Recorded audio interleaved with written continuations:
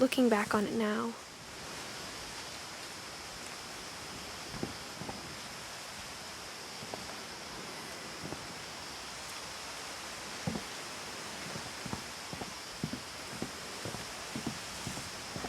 if she told me there was going to be so much climbing, I never would have come when I was 22 weeks pregnant.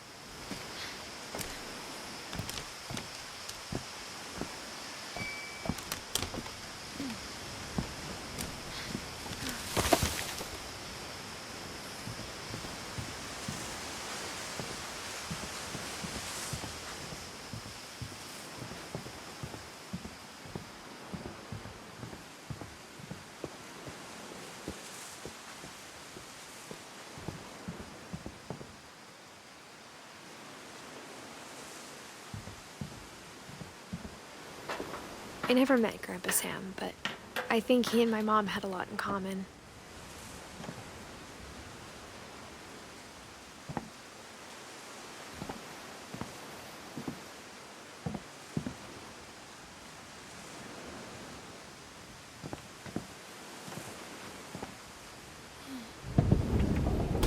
They were both pretty intense. Sam spent his life shooting photos, but Mom said he got nervous being in front of the camera. I guess we're all afraid of something.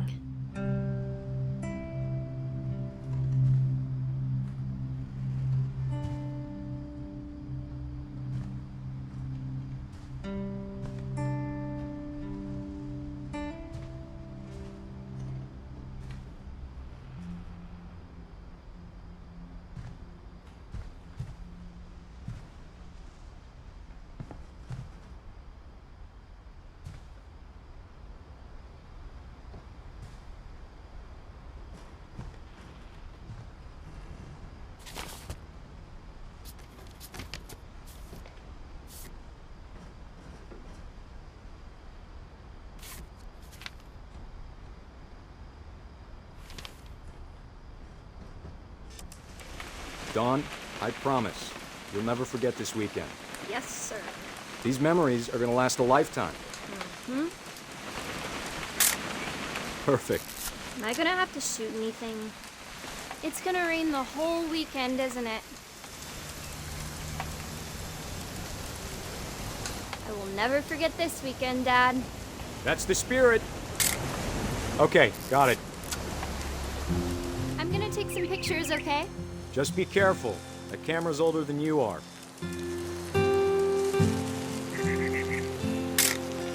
Aw. Definitely should not have drunk all that coffee. Hmm. Hey! That's a keeper. I'm just saying, I'm not always gonna be here, Dawn. You'll need to... Dad! Good eyes, Dawn.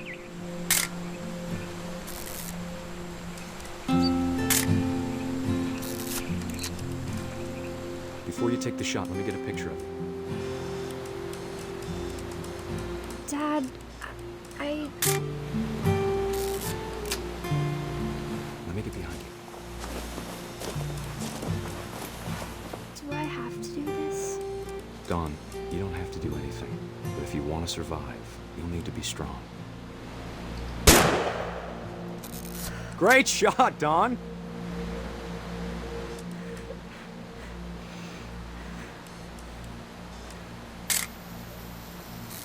I'm proud of you, Dawn. Always remember that, okay?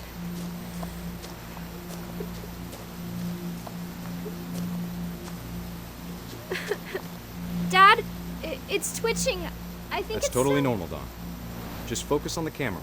Try not to think about... Dad!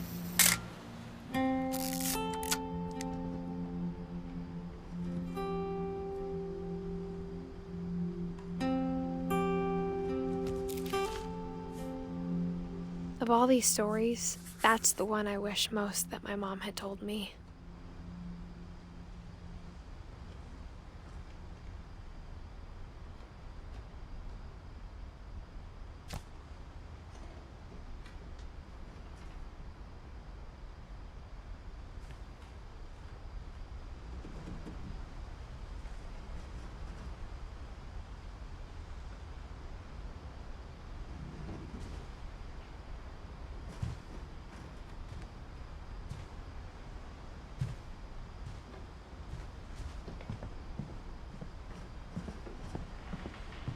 Instead of hiding from death, Sam seemed to go out of his way to meet it.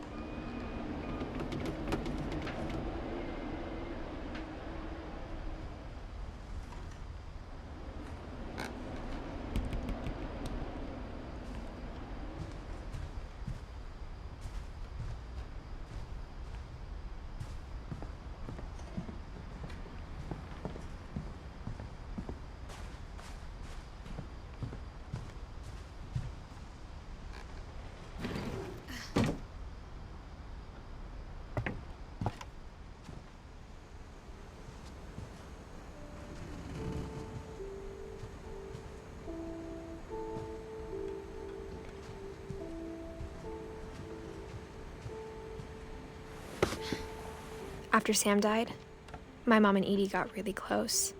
They'd both lost a lot.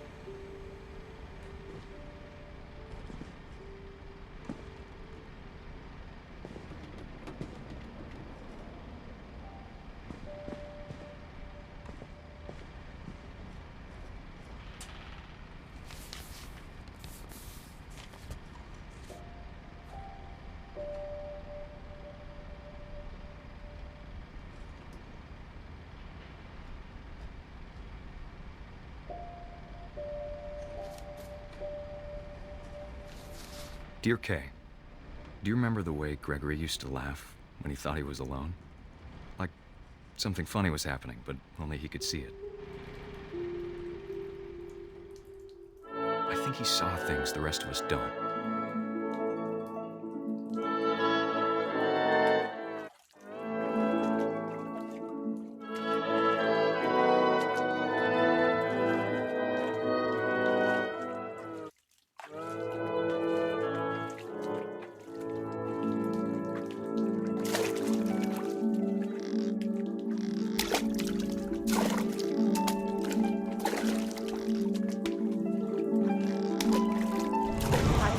Gregory, it's time to... Hold on, sweetie. Hello? Sam, I told you I don't want to talk right now. I wonder what he saw. What his world was like.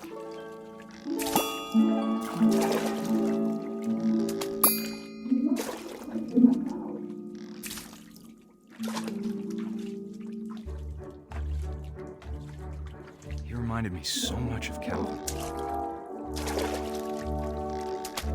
Lost in his imagination. Whatever it was, he saw.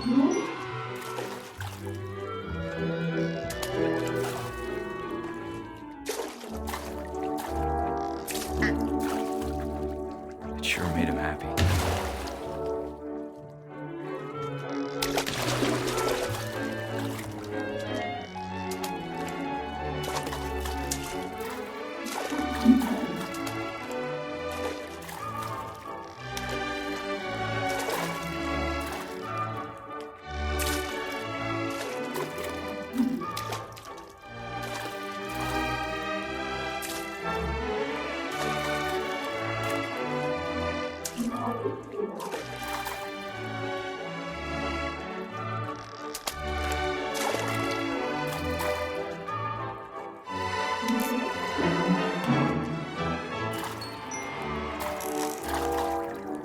silly it sounds.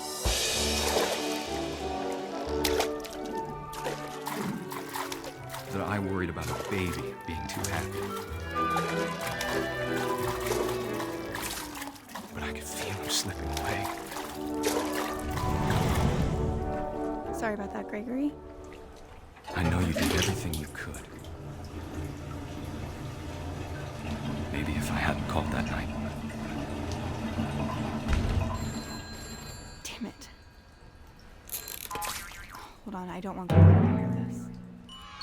I wish he could have told us about the world he saw.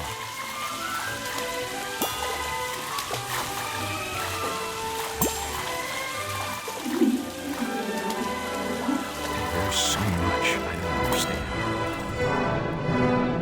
about Gregory, about everything.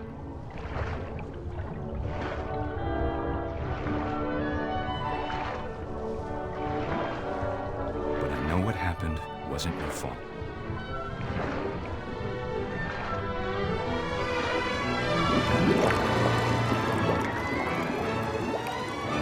I'm sure he's happy. And he'd want you to be happy too.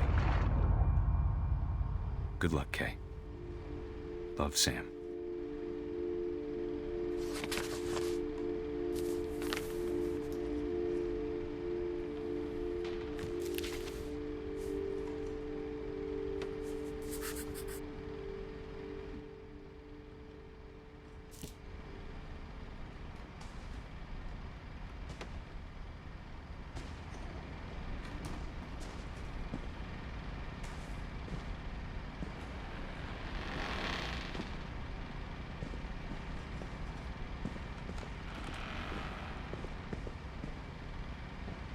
I can't imagine my mom ever writing poetry, and yet... A poem for Gus, who always said the wedding was a bad idea. Our father never hit us kids, at least not very hard, before the day my brother said with teenage disregard that he'd be dead before he'd see a wedding in our yard.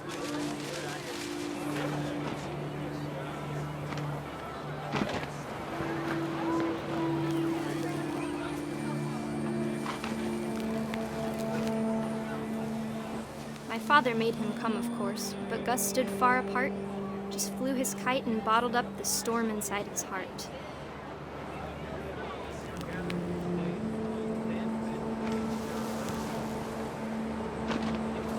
I tried to talk him out of it, but though he'd never met her, we don't need a stepmom were the words that I now pronounce you husband and wife. You may kiss the bride.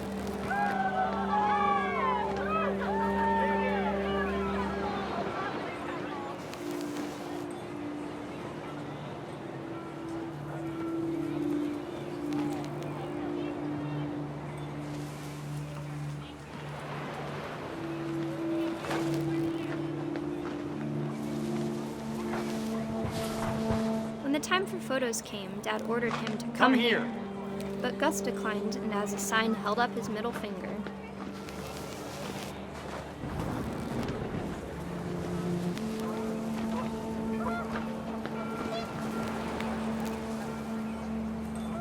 The wind picked up and panicked geese appeared and quickly went. But all the humans did that day was go inside the tent.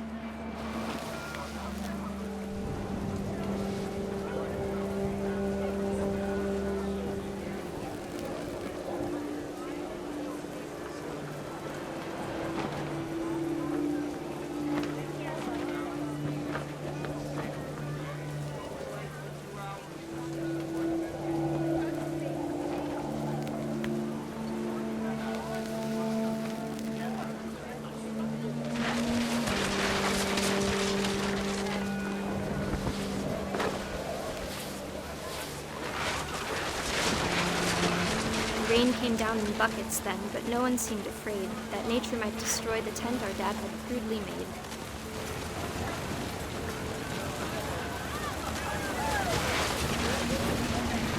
The thunder sounded much too close and full of angry power. But all my father said of this was, "Make the music louder."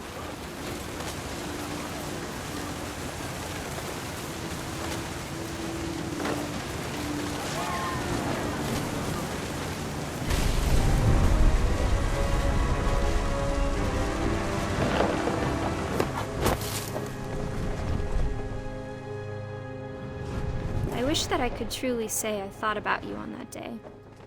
Out there on the beach alone, just you, the wind, the sea, and foam. But I didn't, until we found you.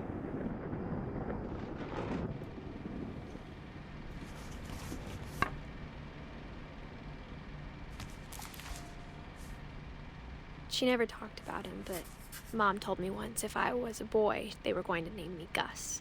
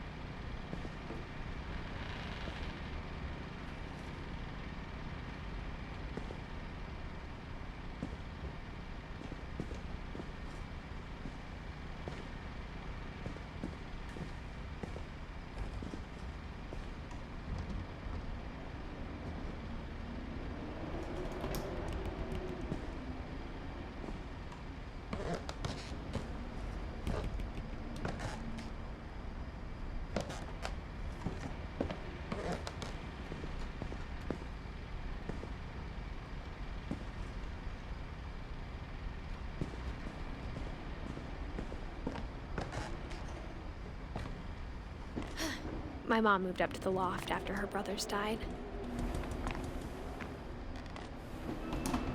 At the time, it was as far away as she could get.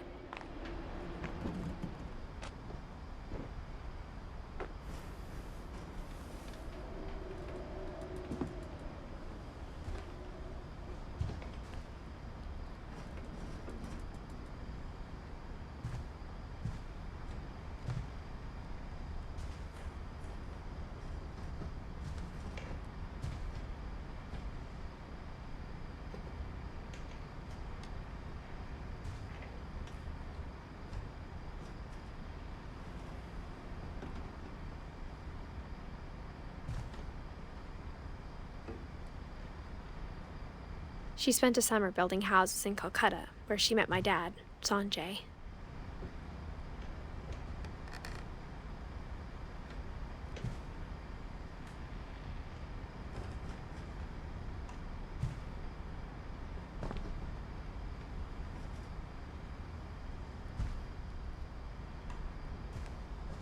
Religion was another thing my mom never talked about, but I think it helped her a lot after her dad died.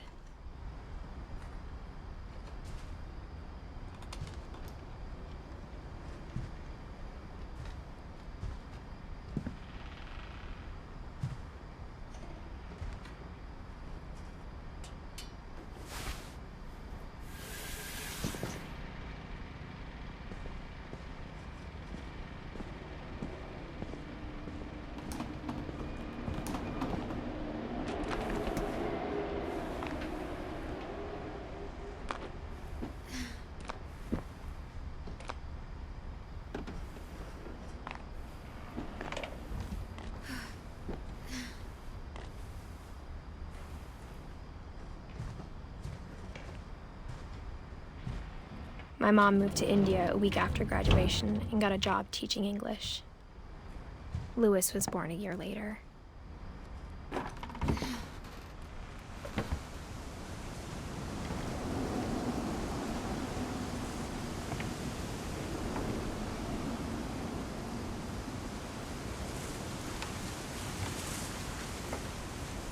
When my dad died, I don't think Mom knew where else to go. I'm sure Edie was happy to have her back and to see kids in the house again.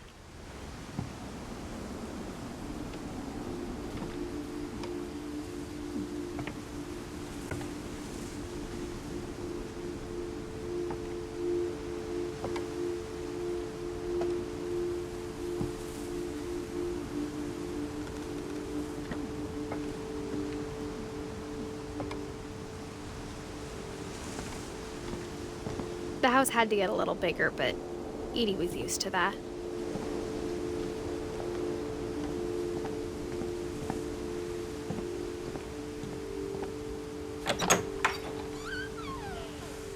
And for a while, things were good.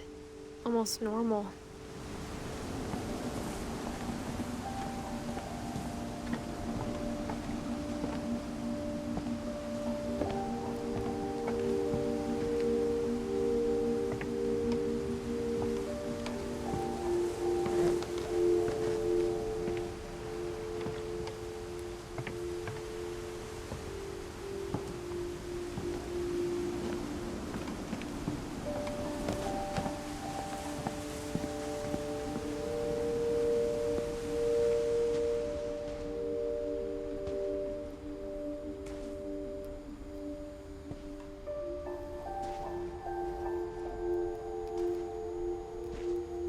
But it didn't last.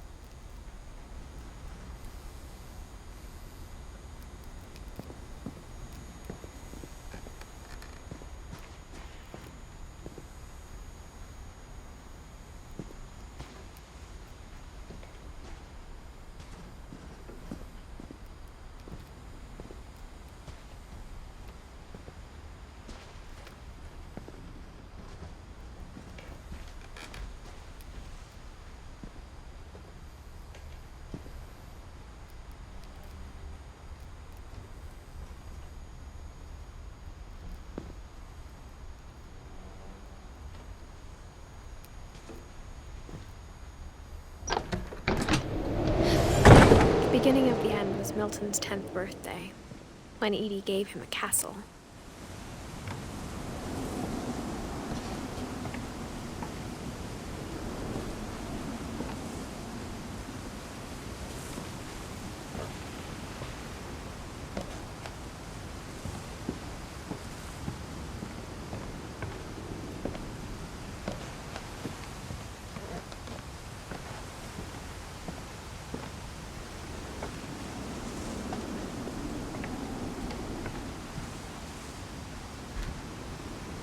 After Milton disappeared, the only thing he left behind was a room full of paintings.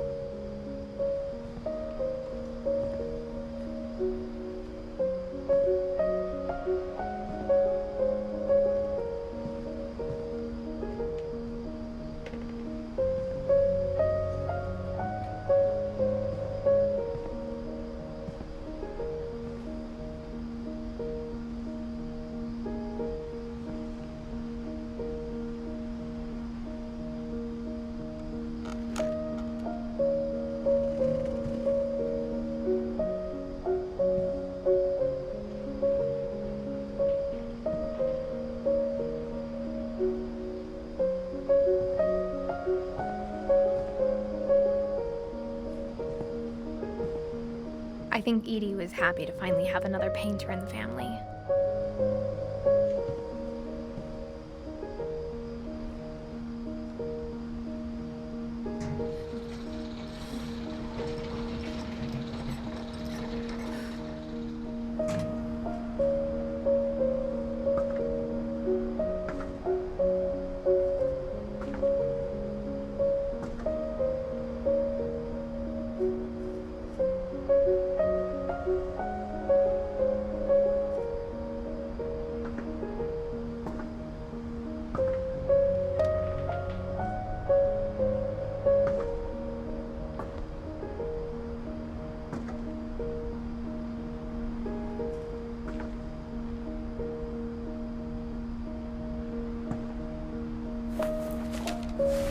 Milton Finch in The Magic Paintbrush.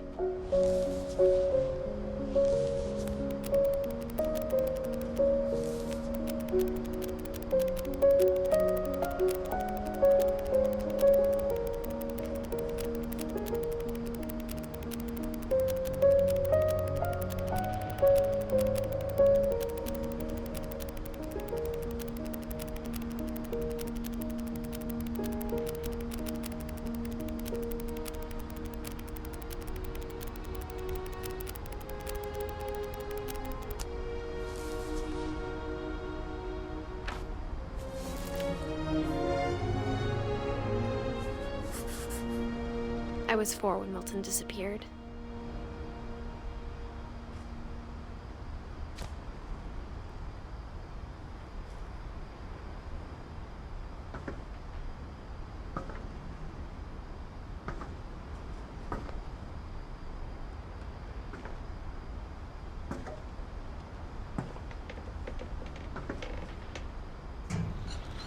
Mom spent months searching for my brother. Then she sealed the doors.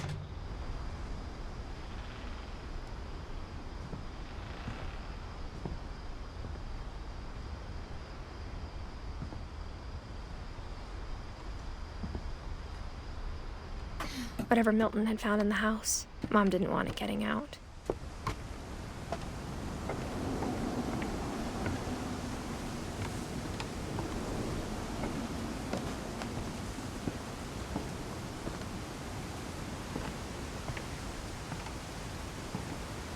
Mom definitely blamed Edie, but I think Louis blamed himself.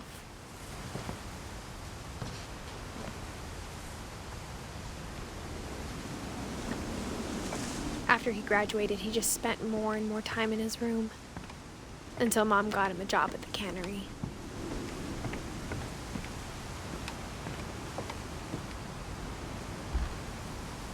Everyone always told me to stay out of Louis's room, except Louis.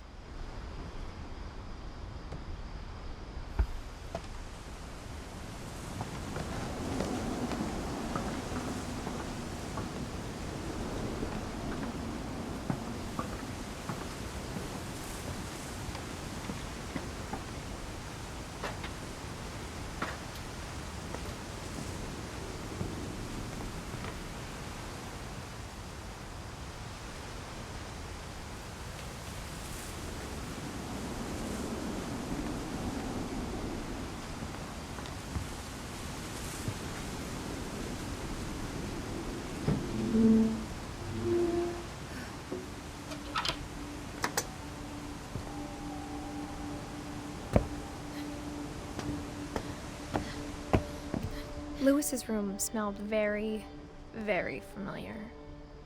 That part of him lived on.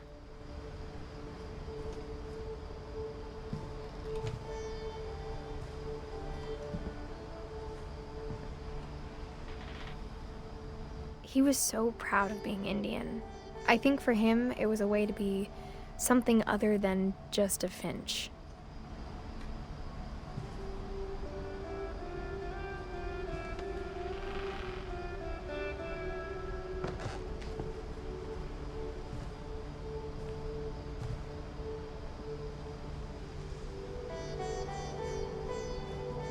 Louis and I spent a lot of time playing games together, but he was surprisingly bad at them. He died a lot.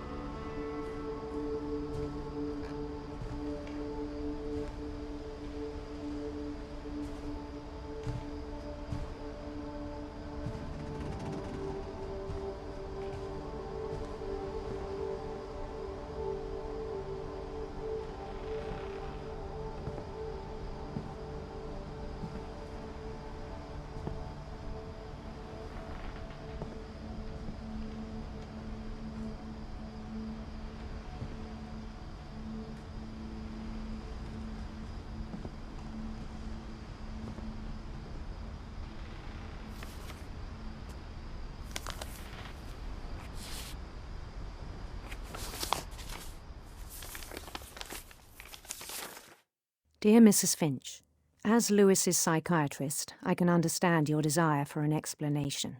As I see it, the trouble began in January, shortly after we convinced your son to seek treatment for substance abuse.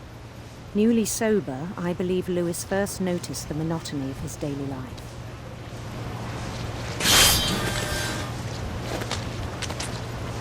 He kept working at the cannery, but he withdrew part of himself. In our sessions, I saw the same behavior.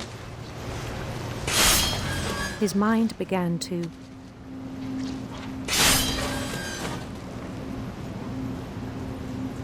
wander.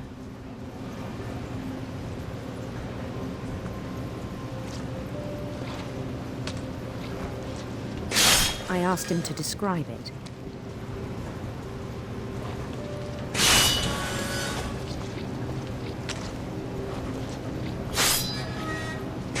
He said he started small, imagining a labyrinth.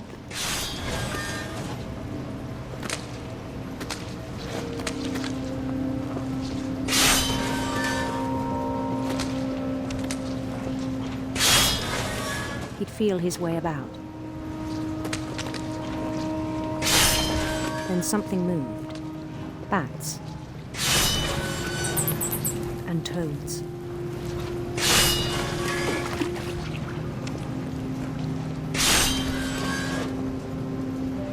And things that have not names.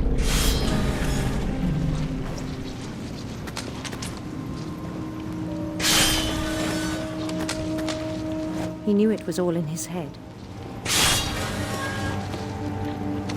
But he took it very seriously. I had hoped he'd find himself.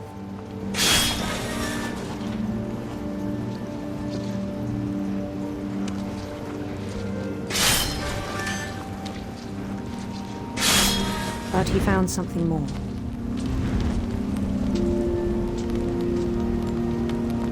I worried about him then. Daydreaming at the cannery. I spoke with his boss. But he said Lewis had become a model employee. Methodical, tireless, focused. Like a whole new Lewis. So I let him go on.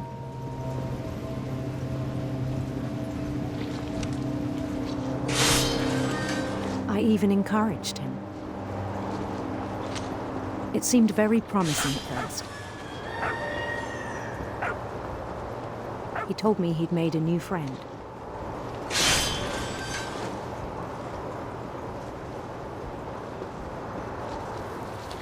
On the edge of a city he named Lewis Topia.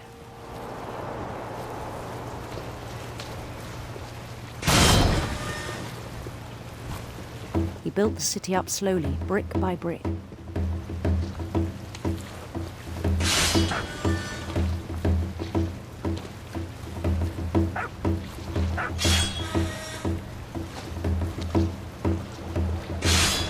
Then he made musicians.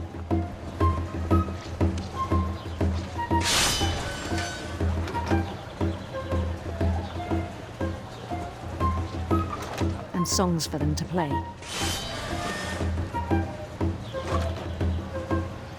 He talked about starting a band. And he was always humming something. Every day his imagination grew stronger.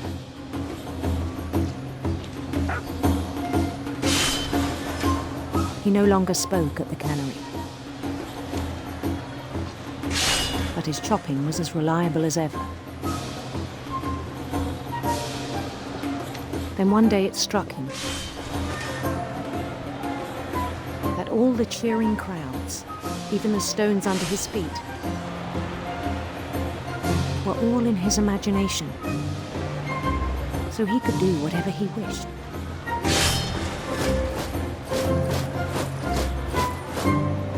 He held an election for mayor, and he won. They begged him to stay, but his mind was already wandering. It became a game for him.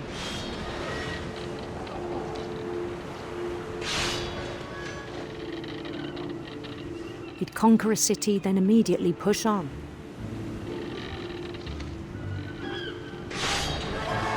New Louisville.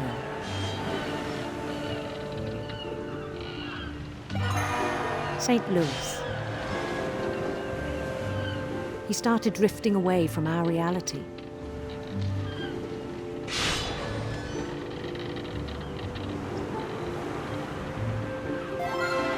Minneapolis.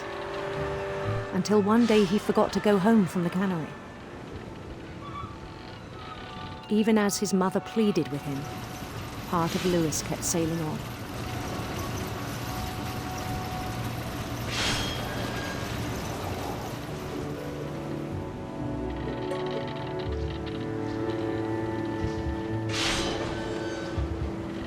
In Louisburg, he heard rumors of a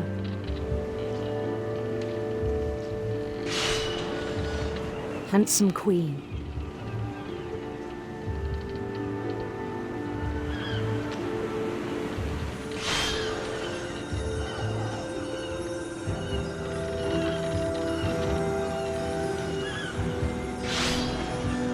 The queen was on her own quest for sinister serpents.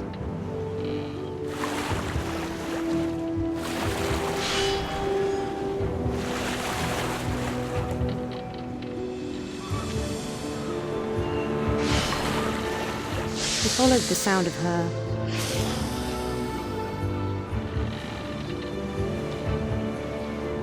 silver harp.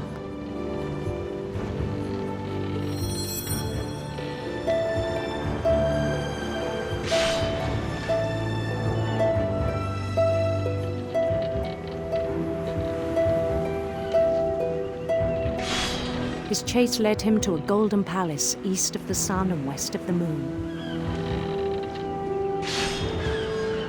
Even then, his logic remained sound. He knew the world was all in his imagination.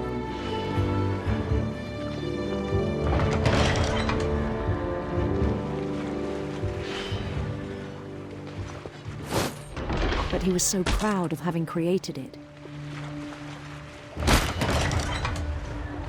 In his own eyes, he'd become something greater than a king.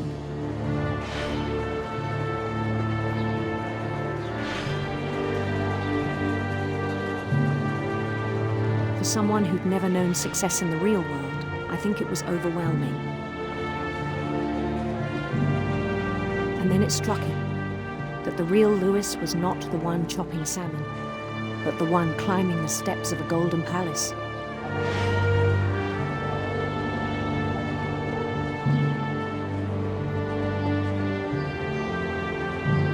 My imagination is as real as my body, he told me. It was hard to argue with him.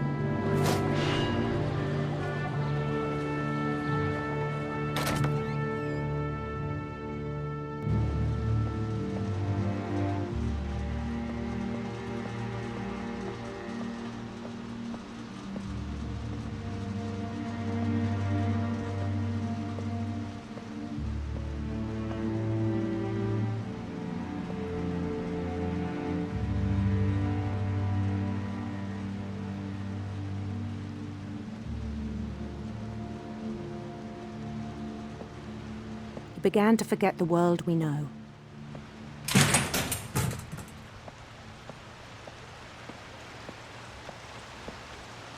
I think it pained him to remember Louis, the cannery worker.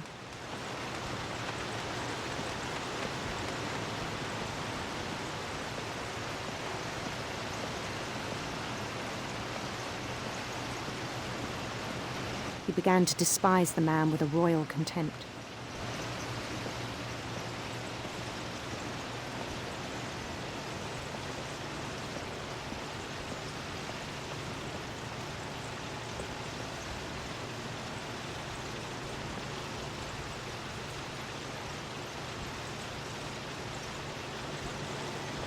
I still thought I could save him.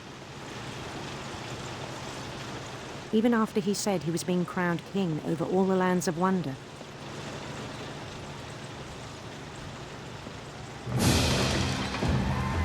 The palace would be packed with his companions.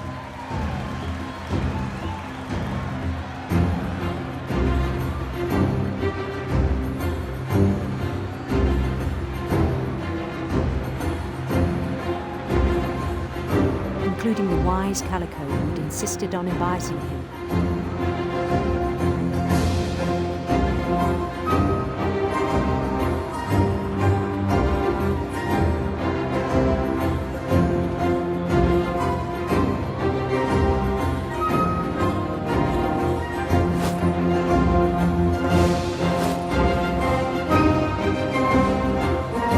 His queen waited, holding his crown.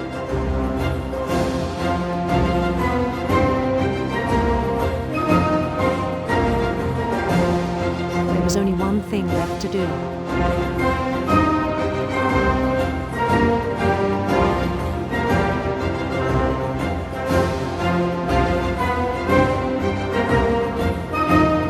Bend down his head.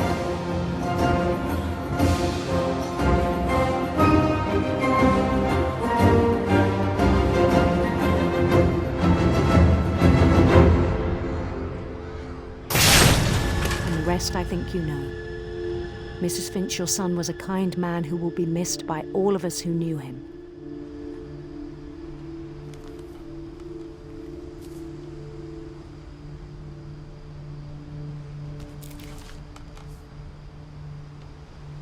My brother was really cool. I wish you could have met him.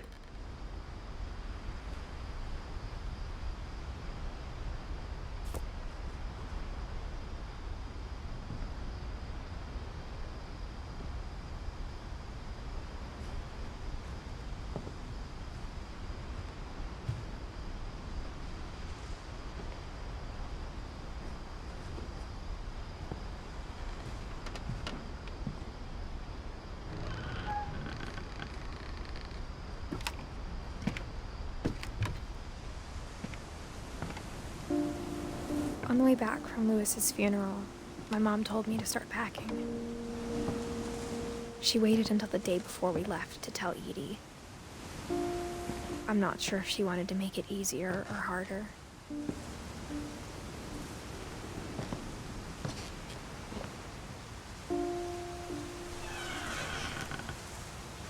I wish we'd stayed.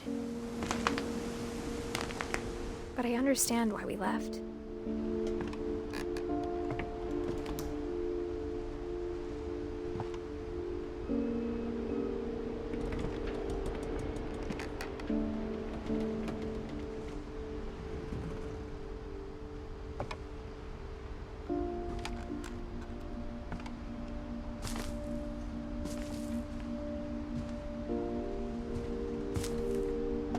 My mom ended up leaving everything behind.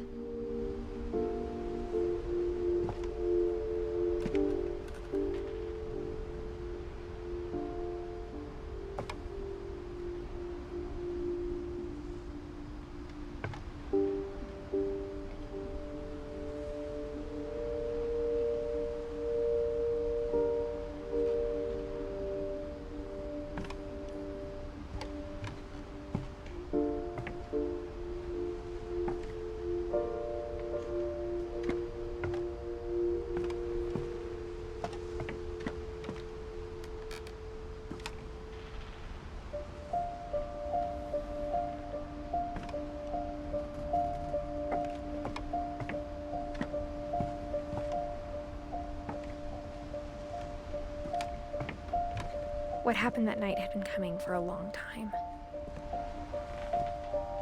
Maybe it should have come sooner.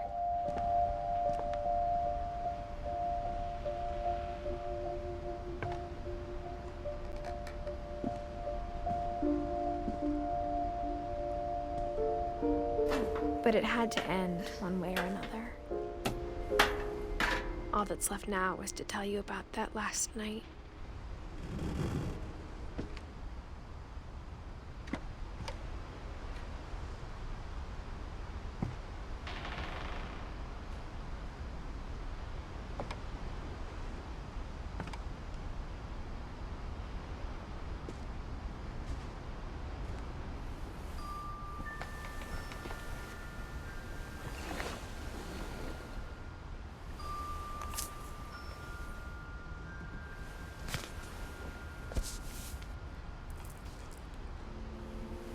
That whole last day, Edie just watched us pack and didn't say a word. Until supper, when she raised her glass and said, "To our final night together, and all our final nights apart." Grandma, you know what I said about alcohol. Some of your medications are very Edith, specific. I left a present for you in the hallway. Why don't you go open it? The grown-ups have to argue now. I'm sorry, you're right. We're all leaving tomorrow. Let's just enjoy our last... I'm not leaving. Edith, you're excused.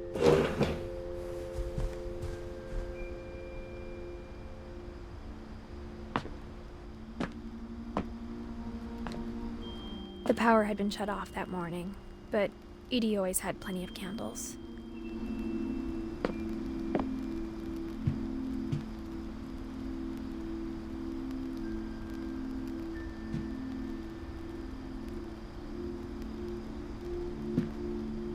When my mom sailed the library, I don't think she knew about the other entrance.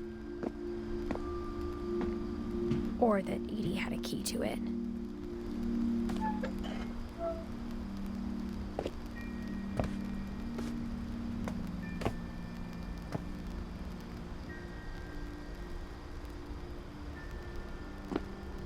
That thing you're afraid of isn't going to end when you leave the house. Edith has a right to know these stories. My children are dead because of your stories. I think it's best if Edith and I leave tonight. We'll have the nursing home send a van for you in the morning, okay?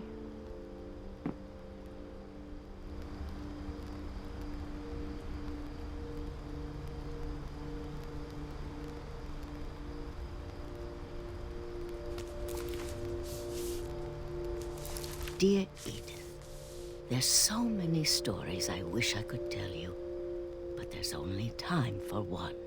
This is about what happened on the night you were born. That night, the tide went way, way out. It was the first and last time I ever saw the old house aground. There'd been an earthquake out in the middle of the ocean. They called it the lowest tide in 1,000 years. God, it smelled awful. You know, I've seen that house every day of my life.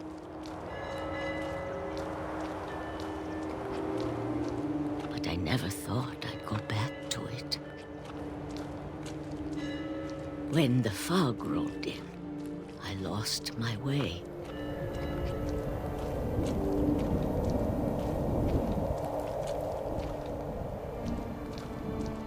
I got turned around.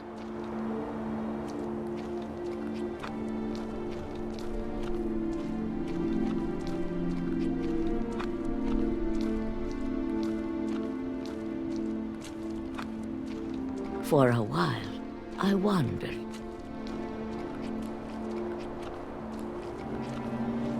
I started seeing things.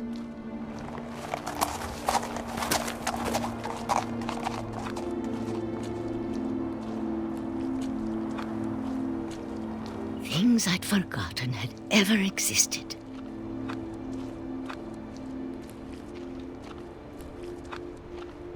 But when I saw them, they felt like old friends. That night, a lot of things came back to me. Or maybe I came back to them.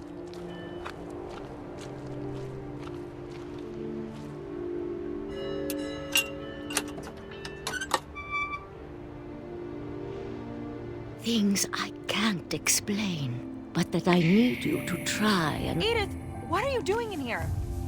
It's mine! Edith! Mom, you're gonna rip it! Let go! I kicked and screamed, but Mom dragged me to the car. I never saw Great-Grandma Edie again. The next morning, the van came to pick her up, but she was already gone. After that, we moved around a lot.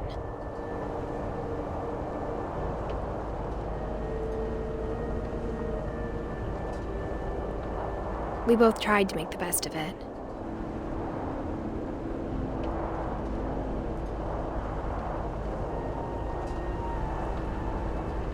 A few years went by.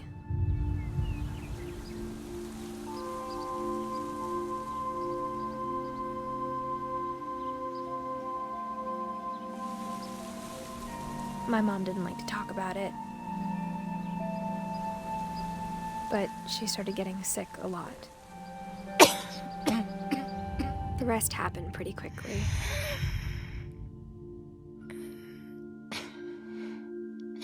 She got better for a while, and then she didn't. And then I was alone.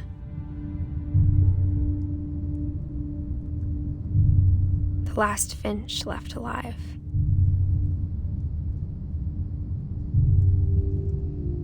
Until I found out about you. I'm still not sure what to tell you about all this. If we lived forever, maybe we'd have time to understand things. But as it is, I think the best we can do is try to open our eyes. And appreciate how strange and brief all of this is.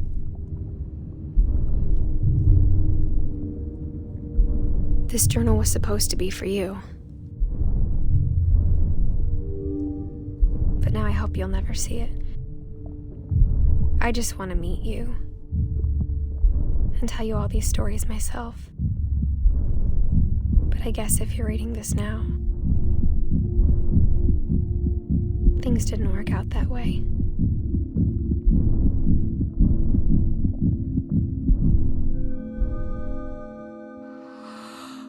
This is where your story begins. I'm sorry I won't be there to see it.